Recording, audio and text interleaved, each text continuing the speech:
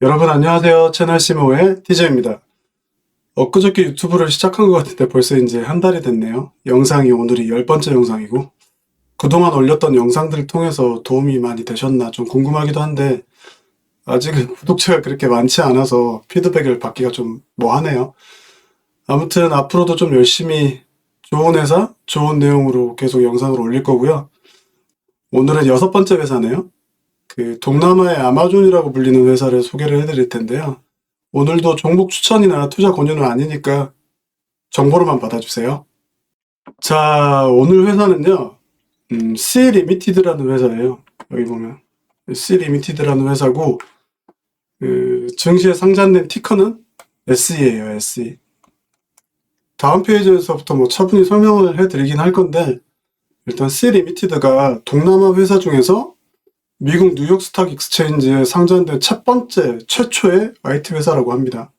그 정도로 동남아 회사 중에서는, 특히 동남아 IT 회사 중에서는 뭔가 이정표를 세웠던 그런 회사가 아닌가 생각합니다. 그러면 요약부터 살펴보겠습니다. C 리미티드라는 회사는요, 2009년에 설립이 됐어요. 2009년에 중국계 싱가포르 사람인데 이분이 이름이 포레스트 리라는 분이고요. 이분이 설립자예요. 근데 이분의 이름이 왜 포레스트냐? 본인이 감명 깊게 봤던 영화가 포레스트 검프였대요. 그래서 그 포레스트 검프에 그 포레스트를 따와서 본인 이름으로 사용했다고 하는데 사실 2009년도에 이 회사를 설립하기 전에 이분이 중국에서 미국 스탠퍼드 MBA로 유학을 갔다가 MBA를 졸업하고 이제 싱가포르로 왔는데 처음에 지지라는 회사를 설립했어요. 근데 그 지지가 설립한 지 얼마 안 돼서 이렇게 실패를 해요. 그때도 이게 게임 유통사였는데 다시 재정비해서 그 2009년도에 새로 회사를 또 설립했는데 그게 이 C 리미티드의 전신인 이 가레나라는 회사입니다. 그 처음에는 가레나라는 회사가 비디오 게임 있잖아요. 콘솔 게임. 콘솔 게임으로 나왔던 게임들을 이 모바일화하는 과정에 있어서 모바일화된 게임을 유통하는 회사, 그러니까 온라인에서 유통하는 회사, 그거에 주력했다고 합니다. 근데 지금은 어마어마하게 커져가지고 축구단도 가지고 있어요.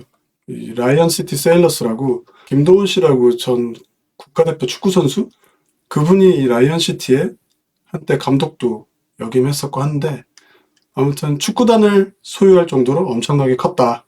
초창기에는 그 콘솔 게임을 모바일에서 유통하는 그런 쪽에 집중해서 소소하게 하면서 이렇게 사세를 키워오고 있었는데 2013년에 중국 텐센트 있잖아요. 이 텐센트에서 그 지분 투자를 합니다. 그 C 리미티드의 전신이죠. 가레나가 엄청나게 성장을 하기 시작해요. 2014년도에는 핀테크 사업부를 만들어요. 그러니까 우리나라 카카오가 카카오뱅크, 카카오페이 만들었잖아요. 그거하고 비슷해요. 이 가레나가 금융 쪽에 진출해서 처음에 신용카드 사업을 시작을 해요. 근데 신용카드 사업이 좀 잘 돼서 2020년부터 동남아 각국에 진출을 해서 은행 시장을 노크를 합니다. 그래서 필리핀에서 은행 면허를 따고 21년도에는 인도네시아에서도 은행 면허를 따는데 그때 필리핀하고 인도네시아에서 모두 현지 은행을 인수를 해요. 인수를 하고 나중에 이제 C뱅크라는 거를 출범을 하게 되고요. 그 다음에 가레나 본사가 있던 싱가포르에서도 디지털 은행 허가권을 최근에 획득을 했어요. 22년도에.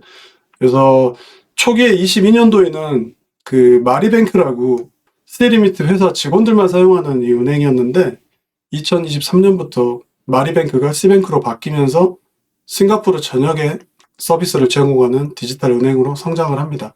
그리고 2015년도에는 쇼피라는 쇼핑몰을 하나 론칭을 해요.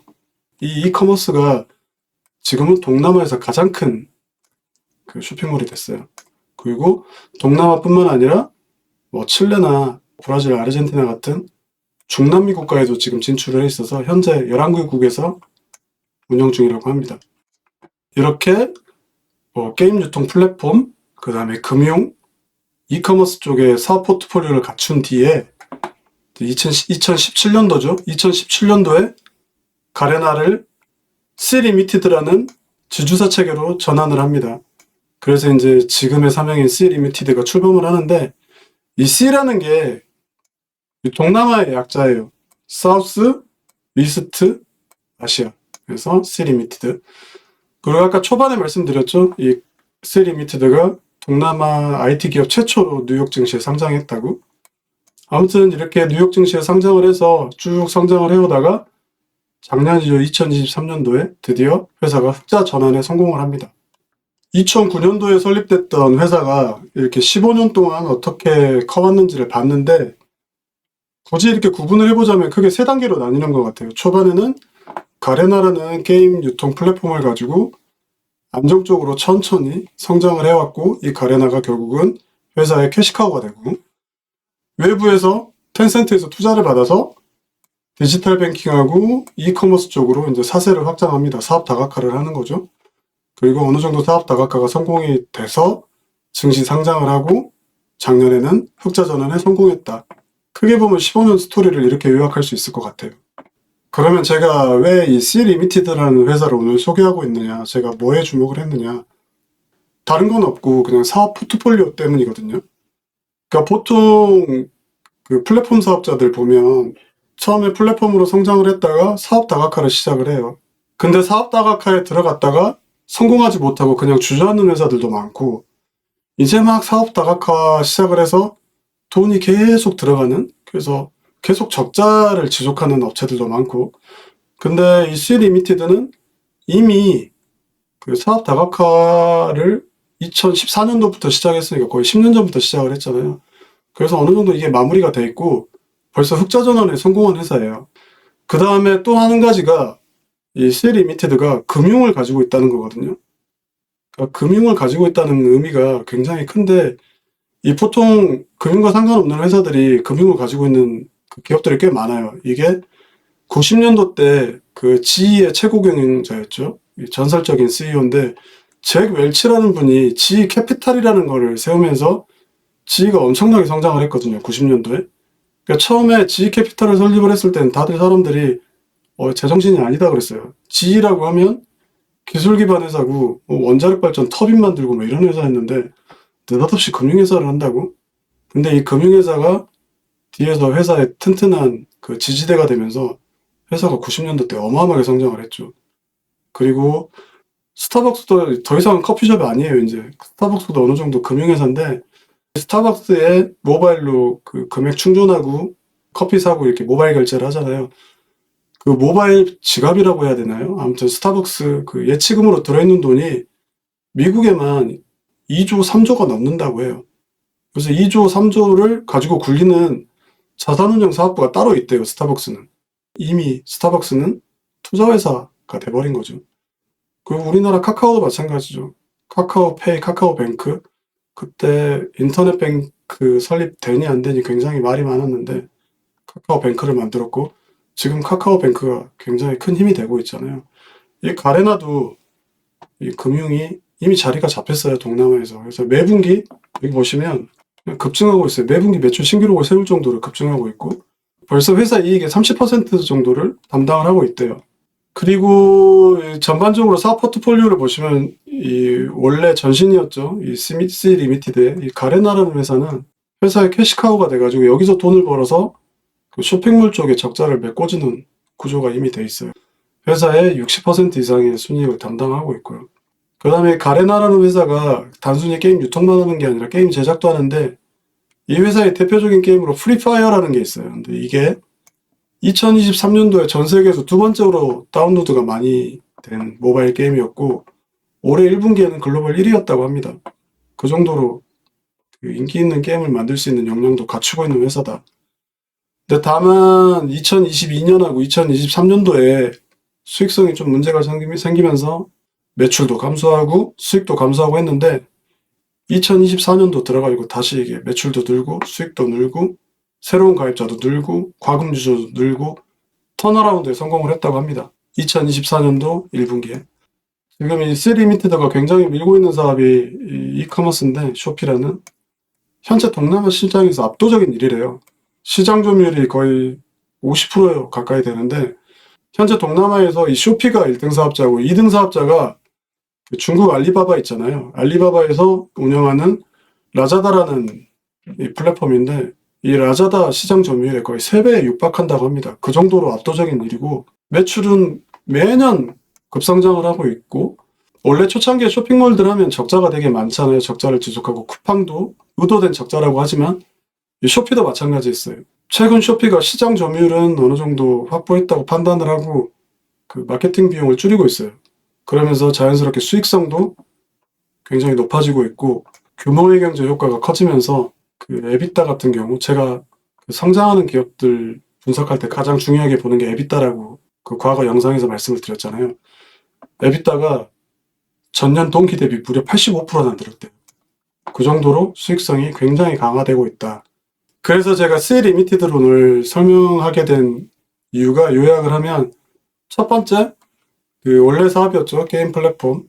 이미 캐시카우가 돼 있다. 두 번째로 쇼피라는 이커머스가 동남아에서 압도적인 일이고 최근 수익성까지 좋아지고 있다. 마지막으로 금융 쪽에 진출해서 이 금융이 전체 회사 포트폴리오를 충분히 뒷받침하고 있을 정도로 급성장을 하고 있다. 이 포인트들이 제가 주목했던 부분들입니다. 실제 이제 재무제표를 간단하게 좀 보면 매출 보세요. 어마어마합니다. 특히 2019년도에서 2023년도 작년까지 최근 5년 동안 매출이 연평균 성장률이 50%가 넘어요. 22년도하고 23년도 들어서는 성장세가 다소 주춤한데 대신 수익성에 집중하고 있다고 그랬잖아요. 그러면 순이익을 한번 봐볼게요. 제가 2023년도에 흑자전환에 성공했었다고 아까 말씀을 드렸죠. 2016년부터 계속 회사가 외형은 급성장을 해왔는데 그 순손실 규모는 계속 늘어났습니다. 그래서 2021년도에 순손실이 무려 20억 불, 20억 불까지 순손실 규모가 커졌다가 외형 성장보다는 수익성에 집중을 하면서 순손실 규모가 급격하게 줄고 있죠. 그래서 2023년도에는 흑자를 기록했고, 근데 23년도에 흑자를 기록했다고 해서 이 흑자가 계속 지속될 것 같지는 않아요. 일반적으로 급성장하거나 IT 관련 뭐 이런 회사들 보면 흑자 전환에 성공을 했다가 한 몇 년간은 그 손익분기점에서 왔다 갔다 해요. 그리고 나서 이제 다시 흑자 기조가 쭉 유지되는 추세로 바뀌는데 제 생각에는 C 리미티드가 흑자 기조로 쭉 바뀌기 전에 이제 막 시작 단계? 그래서 특히 제가 지금 이 시점을 주목했던 거고요.